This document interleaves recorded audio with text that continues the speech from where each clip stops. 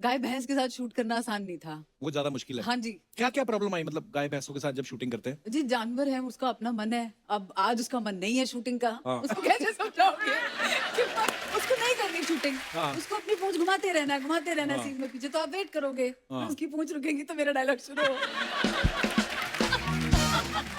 I swear ये actually- हाल थे। और लाइट जा रही है, बारिश हो रही है, ये सच बात है।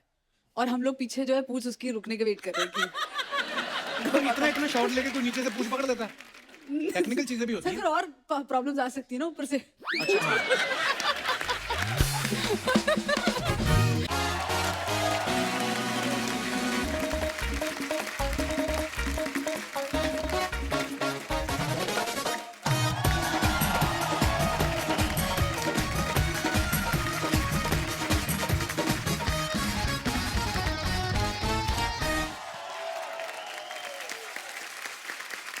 मैंने देखा आज के टाइम में ना आदमी के पास 4-5 डिग्रियां ना हो ना उसकी इंपॉर्टेंस नहीं होती। For example BA, MA, MBA, सब एमबीए।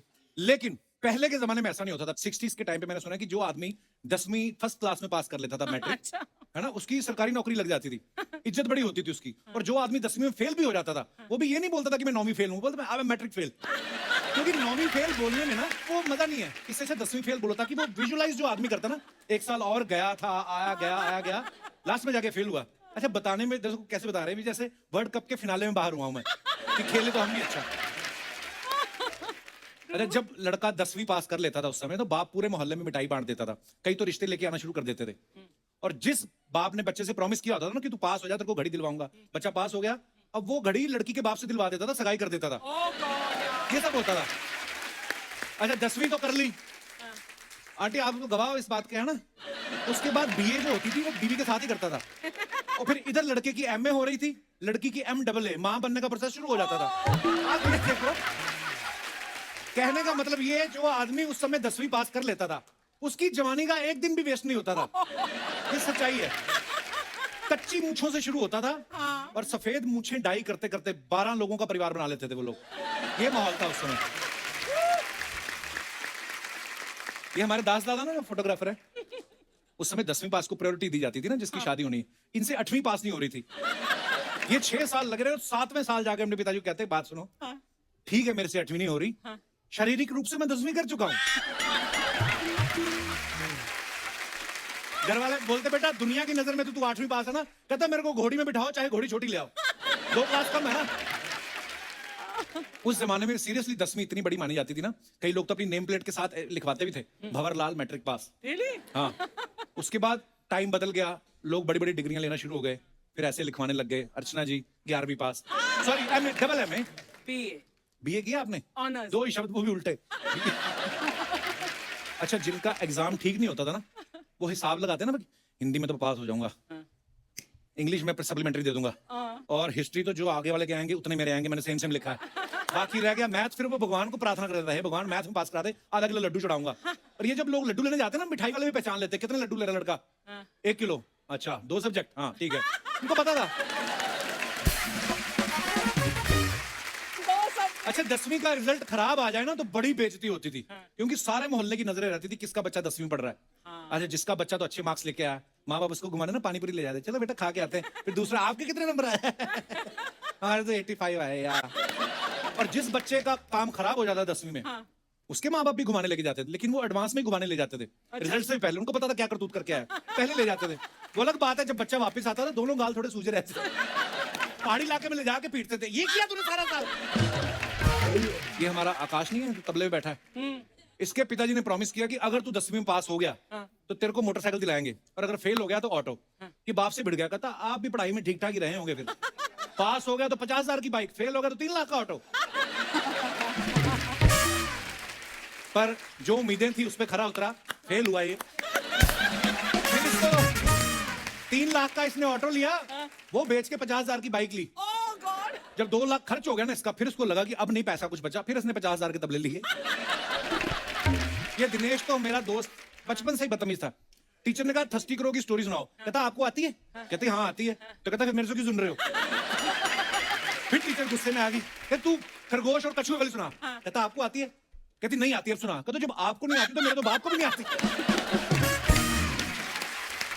अच्छा कितने इत्तेफाक की बात है कि आज मैं यहाँ 10वीं की बात कर रहा हूँ और हमारे यहाँ जो फिल्म आई है, जो स्टार कास्ट आई, वो भी 10वीं की। देखिए आप, मानना पड़ेगा चैनल वाले बड़े स्मार्ट हैं। इनको पता चल जाता है मैं कौन सा स्टैंड अप कर रहा हूँ, वैसी फिल्म को अप्रोच करते हैं।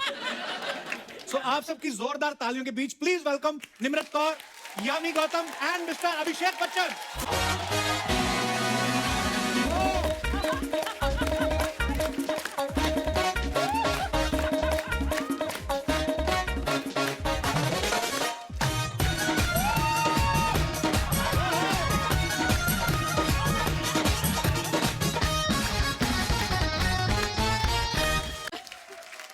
धन्यवाद दर्शकों, शुक्रिया। आइए अभिषेक भाई, आपकी खुद की हीरोइन है, आप इतनी दूर क्यों खड़े हो गए? आप आइए, आप बीच में खड़े रहिए थोड़ा। 3 blacks. I like it. जी 3 ब्लैक, आप आज अलग ही चमकोगी शो में, क्योंकि आप अलग रंग पहना हुआ है। आप तीनों का बहुत बहुत स्वागत है हमारे शो पे। Thank you. बहुत ही प्यारे लग रहे हैं आप, हमने ट्रेलर देखा। Hi धन्यवाद। Aishwarya ji. How are you, Yami? Good. How are you? Good, good. So nice to have you back for the umpteenth time. Abhishek, I'm meeting you here for the second time, na? है ना? And Nimrit also second time. नहीं, आपसे पहले जो कुर्सी में बैठ चुके हैं वो बहुत बार मिल चुके हैं इनसे। आप हाँ, उनके मिलने का टाइम क्या, मेरे मिलने का टाइम। वो भी अभी पैसे फ्री हो चुके हैं। अगर आपका मन है तो हम उनको अप्रोच करते हैं, क्या बोलते हैं आप? नहीं, मेरा मन नहीं, तू अपना मन बता ना। सत्ता का संतुलन बनाए रखना चाहिए। अभिषेक भाई हमसे बहुत प्यार करते हैं, पिछली बार चित्रांगदा के साथ आए थे ये। अच्छा, कंटेंट तो खुद ही बड़ा मजेदार दे जाते हैं, इनके किस्से कहानियां सुनाने की टाइमिंग बड़ी मजेदार है। ये भी ध्यान रखते हैं ग्लैमर की कमी न रहे। पिछली बार 1 हीरोइन, इस बार 2 हीरोइन। बहुत बहुत स्वागत है, प्लीज विराजमान हो जाइए। यामी पिछली बार थर्सडे के लिए आई थी, इस बार सैटरडे संडे के लिए आई है। हमारा शो सैटरडे संडे को आता है। आपने सोच रखा है पूरा हफ्ता आपको हमारे साथ टाइम स्पेंड करना है? बिल्कुल बिल्कुल जी, जितने पिछले साल का वो सब कॉम्पनसेशन एक ही साल में। मजा आया फिर आपको शूट करके? बहुत वैसे फिल्म रिलीज हो चुकी है, आप लोग जरूर देखिएगा, आपको मजा आएगा। अलग सब्जेक्ट है। जी। निम्रत हमारे शो पे आई थी 2016 में। हाँ जी, एयरलिफ्ट के साथ, हाँ, एयरलिफ्ट के साथ, अक्षय जी के साथ। अक्षय पाजी के साथ। हाँ जी। वो तो आते हैं दिन में 2 बार आते हैं। पर ये 2016 के बाद अब आई हैं, तो आपने सोच रखा था कि मैं चीफ मिनिस्टर बन जाऊंगी, कुछ बड़ा करूंगी तभी जाऊंगी, ऐसा? आपके शो पे आने के लिए ऐसे ही कुछ बड़ा करना पड़ा, भी क्या करें। आप चीफ मिनिस्टर बनी हुई हैं, जी। देखिए आप। हाँ जी बिल्कुल। कितनी खुश है, सच में थोड़ी बन गई हैं आप। फिल्म में बन गई। अच्छा, ट्रेलर से दिख रहा है कि सब अपने अपने कैरेक्टर में पूरा जमे हुए हैं, सबने अच्छा एक्सेंट भी पकड़ा है हरियाणवी। इसके लिए कोई ट्रेनिंग लिया आपने? जी जी। दूसरा एक्सेंट पकड़ना हो, आप हिमाचल से हैं, जी। पंजाब चंडीगढ़ रही हैं, और हरियाणा हालांकि बगल में ही है।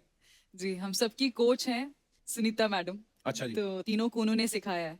एंड जरूरी ये था कि जैसे आप देख सकते हैं ट्रेलर, सबका बैकग्राउंड अलग है एजुकेशनल। तो जो बिमो है, जो बिमला देवी है, वो उनका बिल्कुल ठेठ एक एक्सेंट है। गंगाराज चौधरी का उनके हिसाब से, उनके एजुकेशनल बैकग्राउंड के हिसाब से। मैं IPS हूँ, तो जो सबसे जो प्योर इमोशन होता है, गुस्सा, सिर्फ वो हरियाणवी में ज्यादा निकलेगा। बाकी तो अदरवाइज हल्की हिंदी और हरियाणवी मेरे कैरेक्टर में मिक्स थी। तो we just try to balance it out with edge पर द रोल। मजा आया सीख के। पर आजकल डायलेक्ट कोच वगैरह हो गए हैं, लेकिन पहले जो फिल्में होती थी उसमें से सारा हमको ही सोचना पड़ता था कि यार ये कौन सा एक्सेंट But you पकड़े। all were more talented than us, ना? ओके, हम लोग को मेहनत करनी पड़ती है।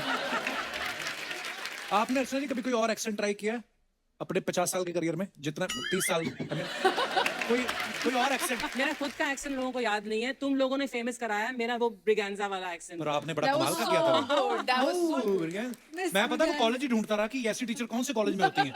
हमें मिला ही नहीं वो कॉलेज। मैंने बोला किसी और तरीके से था, तुम लोगों ने तो ओह माइंड ब्लोइंग, ऐसा मैंने कभी नहीं बोला। आपने कैसे बोला था, वो वाला करके दिखाओ। ओह माइंड ब्लोइंग।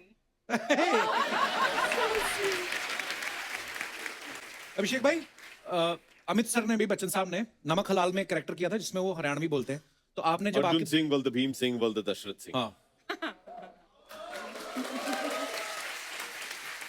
अच्छा, आप कभी पापा से स्क्रिप्ट डिस्कस करते हो कि इतना एक्सपीरियंस सुनाऊं कि आपको वो कहते हैं माफ कीजिए हम खुद बड़े बिजी हैं, किसी और को सुनाइए? आप वैसे शेयर करते हैं पापा के साथ कभी स्क्रिप्ट? डिस्कस तो नहीं करते, लेकिन देखिए घर पे बातचीत तो होती रहती है कि देखिए एक कहानी सुना है, अच्छी लगी मुझे, आप क्या कर रहे हो, ऐसे बातचीत होती है। लेकिन वी डोंट लाइक कंसल्ट तो नहीं पूरा करते। नरेशन नहीं, नहीं, अपना अपना देखो। जी आपको अच्छी लगती तो बिल्कुल, करो, है ना? उन्होंने ऐसा? हमेशा ये एक छूट दी है कि भैया जो भी गलतियां करनी है खुद करो, मैं क्यों तुम्हें गाइड करूं। पता चले बाद में बोले कि पापा आपने बोला था कि पिक्चर करो। अच्छा, एक्चुअली किसी को सलाह नहीं देनी चाहिए, मैंने देखा है। अच्छा जी, वाकई बंदा फंस जाता है, सही बोल रहे हैं। जब तू मेरी तरफ देखकर बोलता ना ये किसी को सलाह नहीं देनी चाहिए, अब मैं सोची कोई पंच आएगा, मेरे ऊपर आएगा, कोई ताना आएगा, नहीं था। Excuse me, Miss Braganza, you know sometimes you have to be serious in your life. Every time comedy doesn't work. Miss Braganza, Rahul, I love you. Kapil पाजी, लगता है कि आप भी 10वीं की ट्रेनिंग ले रहे हैं पास करने की। अंग्रेजी आपकी काफी सुधर गई है। या या मैं ना अभिषेक भाई अंग्रेजों के साथ बड़ी अच्छी इंग्लिश बोल लेता हूँ। अच्छा। वो ना गलतियां नहीं निकालते कि ये प्रेजेंट इंडेफिनिट टेंस है या फलाना। वो मेन बात समझते हैं। भाव समझते हैं, Emotion. emotion समझते हाँ, हैं, correct. emotion समझते हैं। ये दिनेश तो मेरा दोस्त जो गिटार पे ना, रेड गिटार पे, ये तो और भी ज्यादा मतलब इंग्लिश इसकी क्या ही बात है। एक बार पता नहीं इसको कोई अमृतसर में हमारे गोरे घूमने आते रहते हैं ना, टूरिज्म काफी अच्छा है, हाँ। तो इसने बोला कि यार बड़े अच्छे लग रहे, दोनों के साथ फोटो खिंचवानी है। तो इसने एक फोटो खिंचवा ली, तो इसकी ठीक नहीं आई। तो इसको बोलना ना आया कि अनदर फोटो, कहता सेकंड फोटो।